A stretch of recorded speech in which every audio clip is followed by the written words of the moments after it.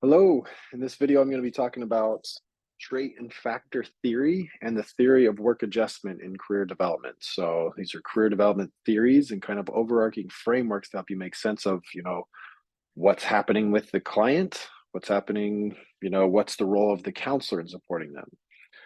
Uh, so just first thoughts from the trait and factor theory. And work adjustment, or the theory of work adjustment, is under the umbrella of trait and factor, just to clarify. So they align, but there's some important key differences or expansions from the theory of work adjustment, which I'll address in a moment.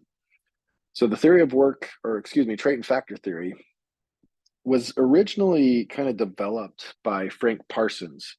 So Frank Parsons in 1909 described his, as it says in the Scharf text on page 25, his concept of vocational guidance in his book, Choosing a Vocation. So he's one of the first people to, at least in the United States, to formally, kind of create a model and create like a profession of helping people find their work.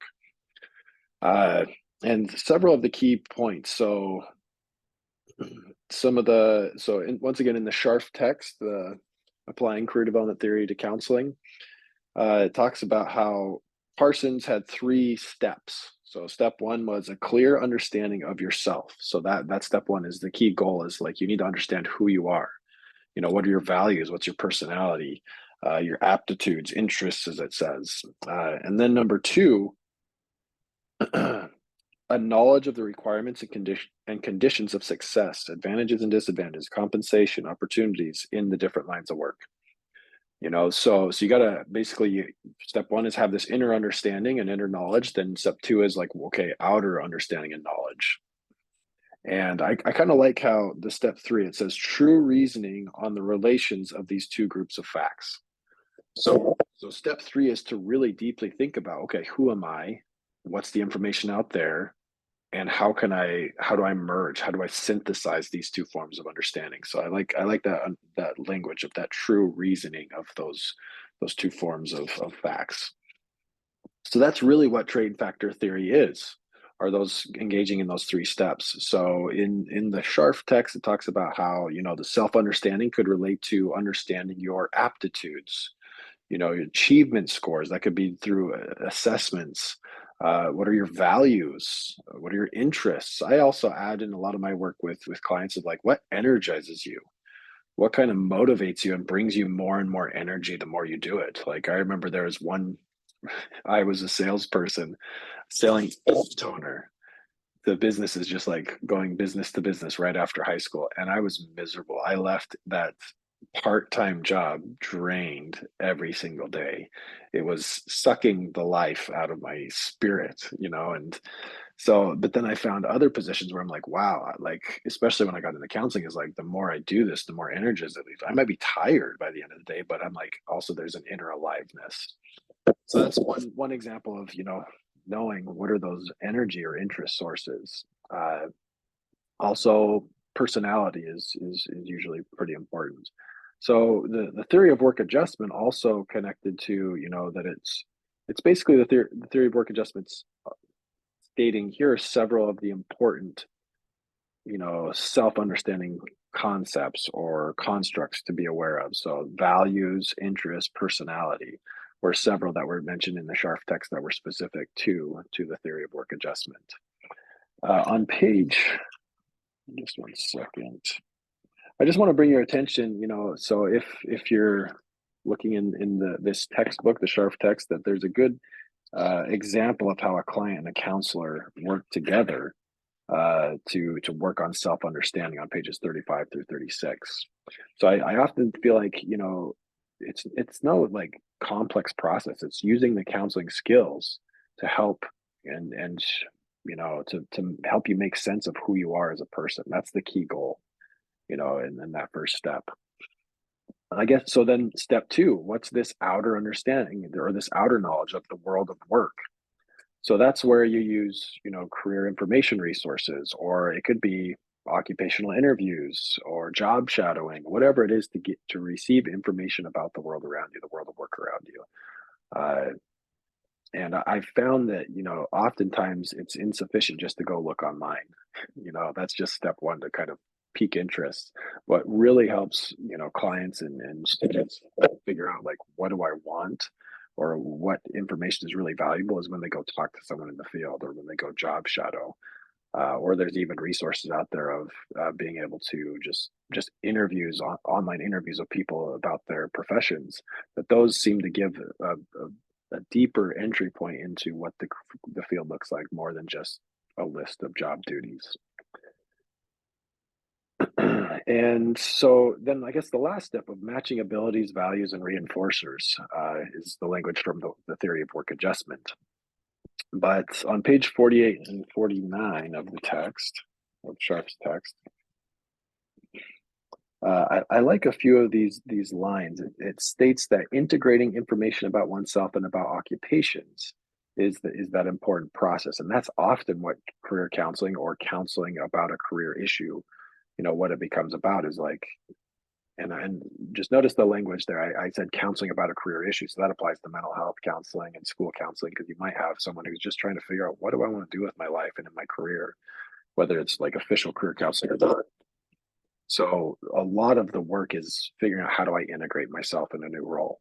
And on page 49, it says, because much occupational information can be obtained outside the counseling session, most of the focus within the session is on self-assessment.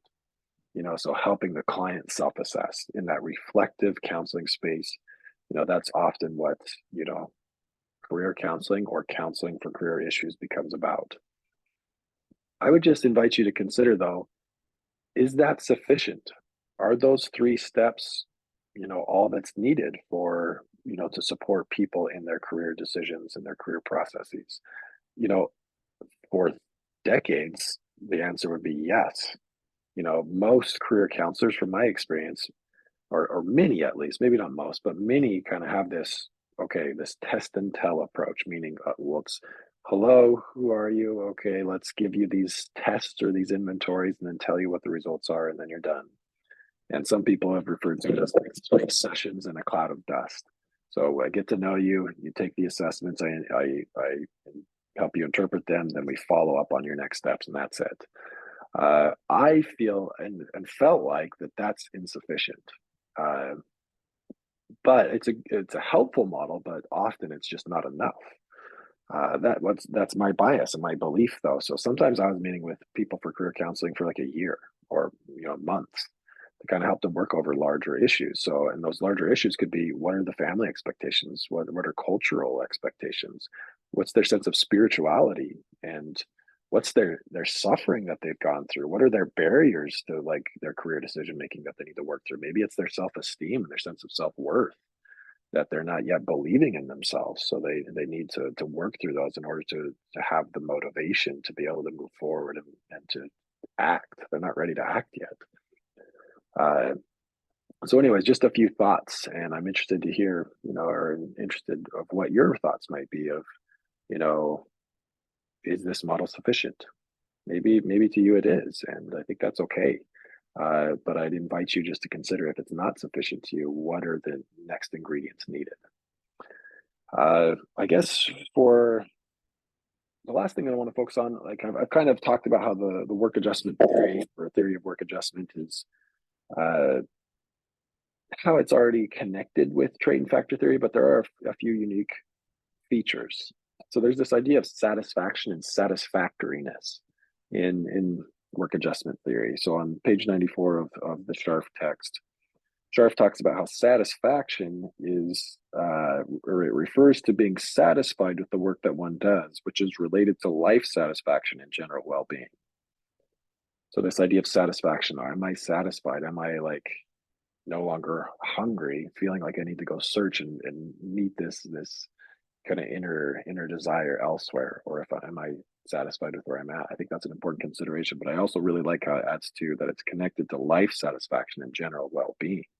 So it's not just like I'm good at work, but then I go home or I go to other roles and I'm dissatisfied, or I'm okay with all these other roles, but then I go to work and I'm dissatisfied. There's usually a merging or like this this connected process between the two. And then satisfactoriness refers to the employer's satisfaction with the individual's performance. So that's another characteristic. Like we might be satisfied, but if we're not doing a good job, then we might be out, you know. Uh, so just a few other considerations to think about. So overall, there could be a lot of different reasons to be dissatisfied with work, though. It might maybe you even like the work, but it's just that specific group that you work with is not going well. So, for example, I worked with a client who was really frustrated with his colleagues to the point where he was like talking about like it seemed like there were some subtle threats to his colleagues, like he might hurt them. So I had to assess for homicide or just this intent to harm. And luckily, it wasn't escalating really high, but there was some ideation of harming, but no plans or intent to follow through. So obviously that needed to be worked through. So part of our work was like kind of helping him navigate, okay, what are my feelings towards my colleagues and how is that, impacting how I show up at work, how I show up at home, how I show up with my kids, and that was a big part of our work together as well, that ultimately he was really dissatisfied at home. And that was playing into his decisions about his career path too. Uh, so also on page 105 of the Scharf text, 105 to 106, there's this interesting idea of in this portion, it talks about activeness or reactiveness. So activeness is like, okay, so if we're dissatisfied with our work context, someone who's active might try to change their environment to be more satisfied internally. Someone who's, at least according to this definition of reactiveness, is I'm willing to change myself so that I'm more satisfied in my work situation. There's this other research and idea of like job crafting, that sometimes we can't necessarily just quit a job and go do something else. Like a client that you're working with might like have certain reasons why they can't just like say, oh, I just want to go find myself and go do something completely different. Maybe that's not an option for whatever reason. So sometimes work adjustment can be about, okay, how can I craft my job in a new way? How can I change relationships at my job? How can I change my perception of my work to be more meaningful? So that once again, this can be like a literal changing externally, but it can also be an interchanging process. So I really appreciate moving on and kind of finishing up the emphasis also on work adjustment theory on adjusting to retirement. So on page 110, it talks about that in the Scharf text. So it's really interesting, this idea of like, okay, so we work for 40-ish years, maybe more, maybe a little less. And that's significant amount of times, like half waking hours for most people, or for many people who are working. And now it's like, okay, now I'm done. Like, who am I now that I'm done working? Like, how do I occupy my life and my time? So this actually makes me think of Eric Erickson's like the lifespan development perspective too, of like this idea of generativity versus stagnation. And it can be like this hard, almost like crossroads for people at the end of their careers of like, okay, how can I like move towards generativity and still have a sense of aliveness, or am I going to stagnate? So I guess putting it another kind of abrupt way, like sometimes this is the reality, is like people die pretty quickly after they retire. And maybe like, can we just say that it's because they have no purpose and they don't have a job anymore? Not necessarily. There's obviously likely many other factors, but sometimes people just kind of don't do anything anymore. Maybe they've been just wanting to rest, but then it kind of goes to this extreme where it's just like, I have nothing to live for, and they just kind of crumble.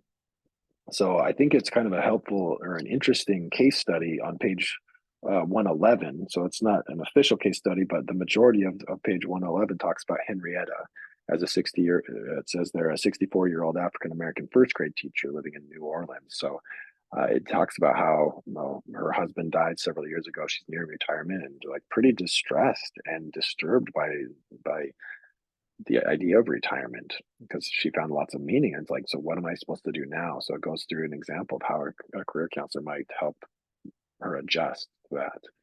And that's like, I ultimately believe that there's no clear answer what the client should do there. It's like helping them find what are their values that transcend a work role position. What is their sense of meaning and their sense of motivation and drive and like reasons for waking up and having it be a meaningful life, and how can they apply that in a different way. So I guess last thoughts for you all as counselors. I think it's really important to know yourself, to apply these, these concepts to yourself. Like, what have you gone through this process of self-assessment? Have you looked into the career field of counseling? Sometimes counselors also then become coaches or career coaches if it really resonates with them. So do you know what you're getting yourself into?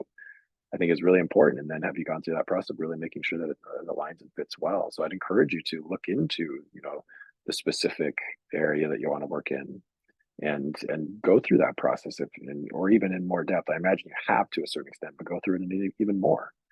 Uh, so on page 115 of the Scharf text, it talks about how Lofquist and Dawes talked about how, we need to be thinking, what are your needs and values as clinicians, as helpers? What are your needs and values? And have you gone through this process of identifying your abilities and your interests and your personality to see how it should show up for you in your career? So, anyways, just a few thoughts of starting to help it apply to you. I think that's usually a way to learn in a deeper way is to not just think about how does this play elsewhere, but like what does this mean to me internally. So I hope that you do that with each of these theories and these approaches. So, anyways, those are the thoughts that I wanted to share on trait factor theory and work adjustment theory. So, yeah, feel free to reach out if you have questions and thoughts.